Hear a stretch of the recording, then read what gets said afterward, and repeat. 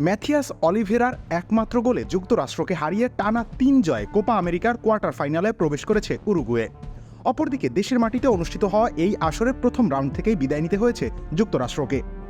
গত ম্যাচে বলিভিয়াকে ৫-০ গোলে উড়িয়ে দিয়ে কোয়ার্টার ফাইনাল নিশ্চিত করেছিল ভালভার্দেরা। তবুও নিজেদের শেষ ম্যাচে যুক্তরাষ্ট্রের বিরুদ্ধে ছাড় দেননি তারা। পূর্ণশক্তির দল নিয়ে মাঠে নামে পাবলো কুইরোগার দল। তবে নিজেদের বাঁচা মরার লড়াইয়ে পিছিয়ে ছিলেন না ক্রিস্টিয়ান পুলিসিস্টরা। স্বাগতিক যুক্তরাষ্ট্রের বিপক্ষে এদিন অ্যারোহেড স্টেডিয়ামে খেলতে নেমেছিল উরুগুয়ে। ম্যাচ জিতে পরবর্তী রাউন্ডে যাওয়ার সম্ভাবনা ছিল যুক্তরাষ্ট্রের, তাই ম্যাচটিতে নিজেদের নিংড়ে দিতে শুরু করেন তারা। তবে উরুগুয়েও ছেড়ে কথা বলেনি, যদিও বলিভিয়ার বিপক্ষে ম্যাচের মতো হিংস্র মনে হয়নি তাদের। দুই দলই এদিন একের পর এক পাল্টা আক্রমণ করেও যেন গোলের দেখা পাচ্ছিলেন না, তাই প্রথমার্ধ গোলশূন্য অবস্থায় থেকে বিরতিতে যায় দুই দল। তবে বিরতির পর ৬৬ মিনিটে ম্যাচের প্রথম গোলের দেখা পান উরুগুয়ান ডিফেন্ডার অলিভেরা।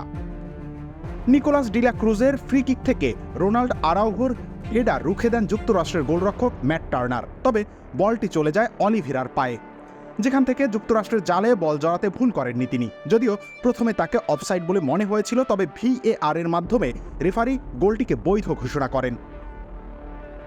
গোলের পর যুক্তরাষ্ট্র আরও আগ্রাসী ফুটবল খেলতে শুরু করে। হে বৎস, গ্লুকোজের অভাবে তোমার দুনিয়া এখনো ওলটপালট। এই নাও SMC glucose powder drink bolt.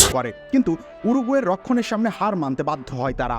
ম্যাচটিতে যেন সমানে সমানে লড়ে গেছে দুই দলই এই ম্যাচে প্রায় সমান সংখ্যক বল দখলের পাশাপাশি সমান সংখ্যক পাসও পূর্ণ করেছিলেন। তবে ম্যাথিয়াসের গোলটি দুই দলের মধ্যে পার্থক্য গড়ে দেয়। রবিউল ইসলাম রনি, খেলা ৭১।